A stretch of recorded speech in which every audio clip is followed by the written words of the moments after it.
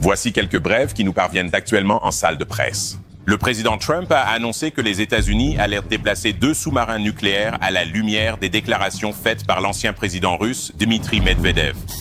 Nous avons quelques brèves nouvelles du président, qui vient d'annoncer qu'il repositionne des sous-marins nucléaires autour de la Russie, en réponse à ce qu'il a qualifié de déclaration incendiaire de l'ancien président russe. Je vais juste transmettre cette information car elle est très importante, puisque tout à l'heure, le président Donald Trump a ordonné l'envoi de sous-marins nucléaires vers des régions proches de la Russie. Le président des États-Unis d'Amérique, Donald Trump, a déclaré avoir ordonné que 2 sous-marins nucléaires soient déplacés vers des régions proches de la Russie en réponse aux déclarations de Dmitri Medvedev. Donald Trump vient de faire quelque chose qu'aucun président américain n'avait eu le courage de faire jusqu'à présent. Annoncer publiquement le positionnement de sous-marins nucléaires. Et ce n'est pas un protocole normal. Peu de gens le savent, mais les sous-marins nucléaires opèrent toujours en secret. Et quand un président brise ce protocole et l'annonce publiquement, c'est que la situation est devenue très grave. Mais comment en sommes-nous arrivés là ? Quelles étaient ces déclarations qu'il a mentionnées ? Je vais te raconter toute l'histoire, parce que tout a commencé par une dispute sur Twitter et cela a dégénéré en menace nucléaire.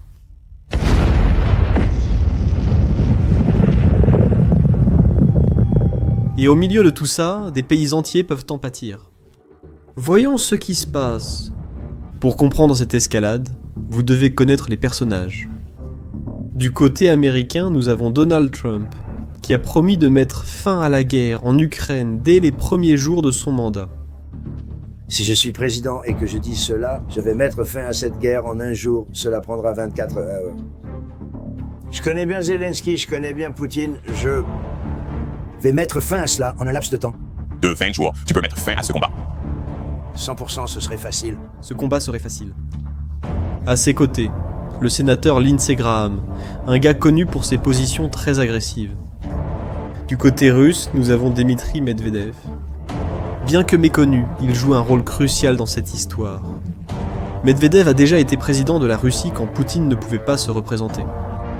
Aujourd'hui, il est un peu le porte-parole à gage du Kremlin sur les réseaux sociaux, toujours prêt à provoquer l'Occident. Poutine utilise Medvedev comme porte-parole plus agressif pour tester jusqu'où il peut aller, sans s'engager.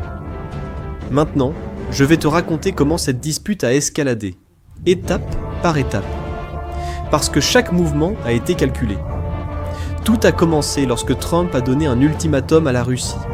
50 jours pour s'asseoir à la table des négociations sur l'Ukraine. Sinon, les États-Unis allaient imposer des tarifs dévastateurs. Nous parlons de jusqu'à 100% sur les pays qui continueraient à acheter de l'énergie russe. Mais là, les choses ont commencé à s'accélérer dangereusement. Trump, voyant que cela ne donnait pas de résultat, a drastiquement raccourci son propre délai. De 50 jours à seulement 10 ou 12 jours. Je suis déçu par le président Poutine. Nous devons examiner cela et je vais réduire les 50 jours que je lui ai donnés, car je pense connaître déjà la réponse à ce qui va se passer. Et Ce raccourcissement a été vu par le Kremlin comme un ultimatum direct, une pression insupportable. C'est là que Lindsey Graham est intervenu avec toute sa force. Il n'a pas seulement soutenu Trump, il a également présenté un projet de loi encore plus agressif, avec des tarifs punitifs allant jusqu'à 500%. 500%. Les cibles, des pays comme l'Inde, la Chine et le Brésil, et pour une raison simple, ils importaient du pétrole russe. Le langage de Graham était brutal exprès. Il a dit que l'objectif était d'écraser ses économies et de couper ce qu'il a appelé l'argent du sang qui finance la machine de guerre de Poutine. Graham a également déclaré avec toute confiance que ces pays allaient bientôt choisir l'économie américaine. Et c'est cette provocation qui a poussé Medvedev à entrer dans le jeu. Sur la plateforme X, il a publiquement rejeté la pression américaine, accusé Trump de jouer le jeu des ultimatums et lancé un avertissement sinistre. Chaque nouvel ultimatum est une menace et un pas vers la guerre. Non pas entre la Russie et l'Ukraine, mais avec votre propre pays. Medvedev a également qualifié ces menaces de théâtrales. Et bon, dans une démonstration de mépris, il a appelé le sénateur Graham « Papi », lui disant de s'occuper de l'America First avant de dicter des conditions à la Russie. Mais l'escalade ne faisait que commencer. Trump, qui n'accepte pas d'être défié publiquement, est passé à l'attaque personnelle. Sur Truth Social, il a lancé une insulte directe qui a complètement changé le ton de cette crise. Trump a traité Medvedev d'ancien président raté de la Russie, qui pense qu'il est encore président, et lui a dit de faire attention à ses paroles, car il entrait sur un terrain très dangereux. En plus de cette insulte personnelle, Trump a également attaqué les économies russes et indiennes, disant qu'ils pouvaient emmener leurs économies mortes ensemble au fond. Et c'est à ce moment-là que la situation est devenue vraiment dangereuse. Medvedev, provoqué par l'attaque personnelle, a décidé de jouer dur. Sur sa chaîne Telegram, il a lancé une provocation très étrange qui mélangeait des références culturelles américaines avec des menaces nucléaires. Il a dit que Trump devrait peut-être se souvenir de ses films préférés sur les morts vivants, comme The Walking Dead, et il lui a aussi demandé de se rappeler à quel point la soi-disant main morte est dangereuse, alors qu'elle n'existe même pas. Cela peut ne pas en avoir l'air, mais ce message a été la première menace nucléaire explicite dans toute cette dispute et a tout élevé à un tout autre niveau. La raison de cette escalade réside précisément dans cette menace de la main morte que Medvedev a faite. Beaucoup de gens pensent que c'est du bluff, mais la réalité est bien différente. Ce terme fait référence à un système effrayant et que beaucoup pensent inexistant. Mais il existe des preuves qu'il existe bel et bien et qu'il est actif. Je parle du périmètre, un système automatique de l'ère soviétique qui a été conçu pour garantir une riposte nucléaire, disons-le ainsi. Il fonctionne ainsi. Une fois activé par un haut responsable pendant une crise, le système surveille les capteurs dans tout le pays.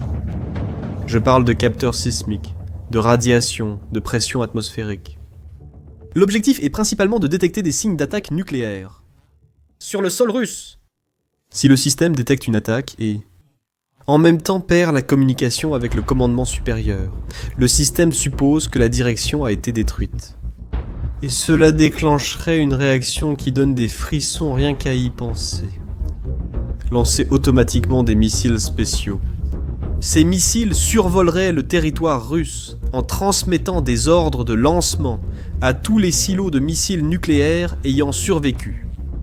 Bien que cela semble fictif, c'est une histoire vraie. En 2011, un général russe a confirmé une chose importante. Le système n'existe pas seulement, il fonctionne et a été mis à jour. Maintenant, le commentaire de Medvedev disant que la main morte n'existe même pas est un coup très malin. Quand il nie comme ça, d'une manière aussi décontractée, en réalité il fait deux choses en même temps. D'abord, il rappelle à tout le monde à quel point ce système est effrayant.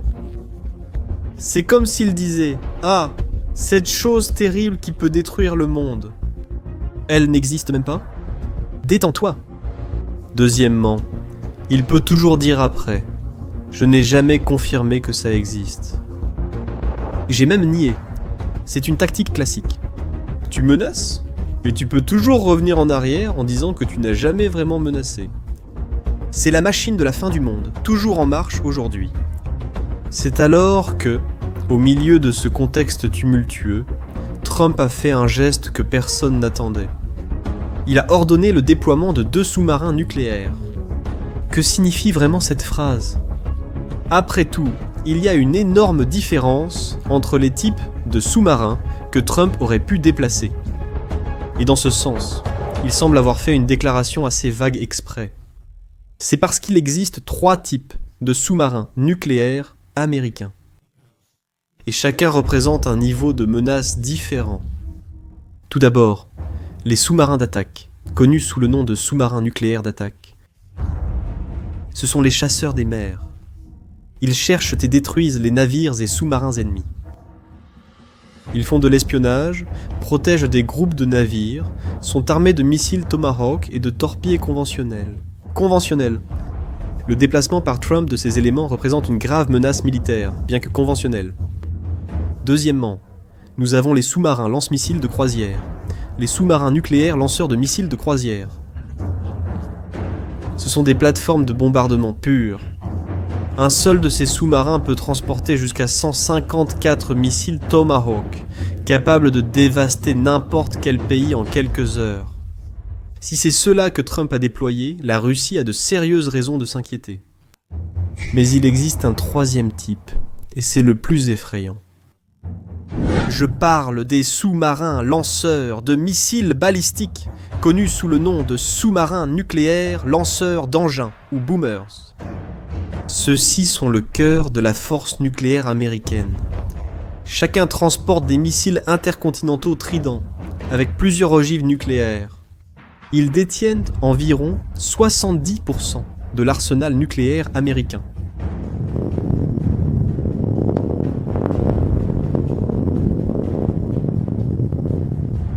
Si Trump a déplacé ceci, nous parlons alors d'une menace nucléaire directe. Mais le génie de la stratégie de Trump a justement été de ne pas spécifier quel type de sous-marin il a déplacé. En disant simplement des sous-marins nucléaires, il a forcé la Russie à imaginer le pire scénario possible. Il s'agit d'une guerre psychologique de haut niveau. La Russie doit maintenant se préparer comme s'il s'agissait des sous-marins les plus dangereux, même s'il ne s'agit que de sous-marins conventionnels. Mais au milieu de cette escalade nucléaire, il y a des pays qui pourraient être les plus grands perdants. Et vous allez être choqués quand vous saurez à quel point certaines nations sont vulnérables dans cette histoire. Depuis le début de la guerre en Ukraine, plusieurs pays ont apporté des changements drastiques à leurs importations de carburant. La Russie, coupée des marchés occidentaux, s'est mise à vendre du pétrole avec d'énormes rabais à ceux qui voulaient acheter. D'abord, l'Inde, qui est devenue l'un des plus grands acheteurs, augmentant ses importations de pétrole russe de plus de 1000% depuis le début de la guerre. La Chine, qui était déjà traditionnellement un grand acheteur d'énergie russe, a maintenu et même augmenté ses achats, et cela malgré toute la pression occidentale. Mais peut-être le cas le plus dramatique, soit celui du Brésil. La Russie est passée de pratiquement 0% à 70% du diesel brésilien en seulement 3 ans. 70%. Rien qu'en juin 2025, le Brésil a acheté 443 millions d'euros de produits pétroliers russes. Pendant ce temps, les États-Unis, qui étaient le principal fournisseur avec 57% du marché, sont tombés à 15%. Le problème, c'est que cette dépendance a placé ces pays directement dans la ligne de mire des Américains. Du point de vue des États-Unis, ces pays financent la machine de guerre russe. Chaque baril de pétrole russe qu'ils achètent a de l'argent qui va directement dans les caisses de Poutine, qui utilise ses ressources pour poursuivre la guerre. C'est pourquoi Graham a donc été très direct en imposant une taxe incroyable de 500% sur les pays qui continuent d'acheter du pétrole russe. Voici le vrai problème pour ces pays. Les relations commerciales avec les États-Unis sont gigantesques et souvent déséquilibrées. Le Brésil, par exemple, a 92 milliards de dollars de commerce total avec les États-Unis. L'Inde a une relation commerciale encore plus importante, dépassant 100 milliards par an. La Chine, malgré les tensions, maintient encore des centaines de milliards de dollars de commerce avec les Américains. Toutes ces nations dépendent fortement du marché américain. Cette différence signifie que des tarifs américains nuiraient infiniment plus à ces pays que des tarifs de représailles ne nuiraient aux Américains. Et Graham le sait. Sa confiance dans le fait que ces pays choisiront l'économie américaine repose sur ce déséquilibre de pouvoir. Mais il y a quelque chose à propos de cette escalade que je dois te dire, parce qu'elle est différente de toutes les autres crises que nous avons déjà vues. Nous assistons à une nouveauté sans précédent dans la diplomatie mondiale. C'est un type de diplomatie à haut risque qui se déroule sur les réseaux sociaux. C'est parce qu'autrefois, les crises nucléaires étaient résolues en secret, principalement par des canaux diplomatiques privés, loin des yeux du public. Les dirigeants avaient la possibilité de reculer sans paraître faibles, de conclure des accords sans perdre de prestige. Maintenant, cela est devenu public. Trump et Medvedev ont délibérément choisi de mener cette bataille sur les réseaux sociaux, sous les yeux de tous. Le problème, c'est que cette diplomatie menée de cette manière crée d'énormes risques. Lorsque des dirigeants s'affrontent de cette manière, il devient politiquement impossible de reculer sans paraître faible. La marge d'erreur devient dangereusement étroite. Trump lui-même l'a reconnu lorsqu'il a dit que les mots pouvaient entraîner des conséquences inattendues et qu'il espérait que ce ne serait pas le cas cette fois-ci. Cette rupture avec les règles diplomatiques traditionnelles change fondamentalement la façon dont le monde fonctionne. Le débat public, presque désinvolte, parlant ouvertement de systèmes apocalyptiques et du déplacement d'armes nucléaires stratégiques, viole les règles de stabilité qui existent depuis la guerre froide. Ce qui nous attend reste incertain, mais certaines choses sont devenues claires. Premièrement, des pays comme le Brésil, l'Inde et d'autres ne peuvent plus rester neutres. Quand deux superpuissances s'affrontent ainsi, chacun est contraint de prendre parti. Et deuxièmement, les pays du monde entier doivent d'urgence repenser où ils mettent les pieds. Acheter de l'énergie bon marché à la Russie semblait être une décision économique simple, mais cela a fini par placer plusieurs nations au cœur d'une crise internationale qui pourrait détruire leurs économies. Il est devenu de plus en plus évident que, dans le monde d'aujourd'hui, toute décision commerciale peut se transformer en un énorme problème. Maintenant, je veux connaître votre avis. Penses-tu que Trump bluffe avec ses sous-marins ou que cette menace est réelle ? Laisse ta réponse dans les commentaires. Si tu as aimé ce contenu, abonne-toi à la chaîne et partage-le avec ceux qui ont besoin de comprendre ce qui se passe vraiment dans le monde. Merci d'avoir regardé.